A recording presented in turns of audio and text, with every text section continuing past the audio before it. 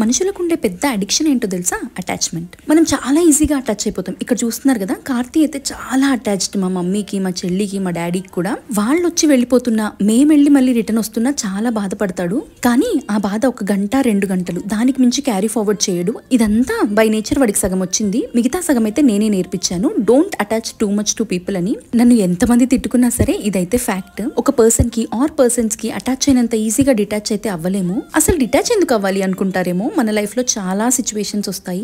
మనకి చాలా ఇష్టమైన మనుషులు, వీళ్ళు లేకుండా నేను ఎలా ఉండగలను అని అనుకునే మనుషులు కూడా మనని వదిలేసి వెళ్లిపోయే సిచ్యువేషన్స్ వస్తాయి. అది ఎవరైనా అవ్వచ్చు, right from our parents to our kids. ఒక్కో స్టేజ్ లో ఒక్కొక్కరిని వీళ్ళు నాకు చాలా ఇంపార్టెంట్ అనుకుంటాం, కానీ సిచ్యువేషన్స్ అలా ఉండవు. అలాంటి సిచ్యువేషన్స్ వచ్చినప్పుడు ఆ పర్సన్స్ లేకుండా మన లైఫ్ ని లీడ్ చేయాలి అంటే చాలా కష్టం. నేను కంప్లీట్ గా అగ్రీ చేస్తాను. మనకి మనుషులు కావాలి, వాళ్ళ ప్రేమ కావాలి, మన అనుకునే వాళ్ళు 10 మంది ఉండాలి అని. కానీ ఏ రీజన్ వల్లైనా వాళ్ళు మనకు దూరం అయినప్పుడు తట్టుకునే స్ట్రెంగ్త్ కూడా ఉండాలి.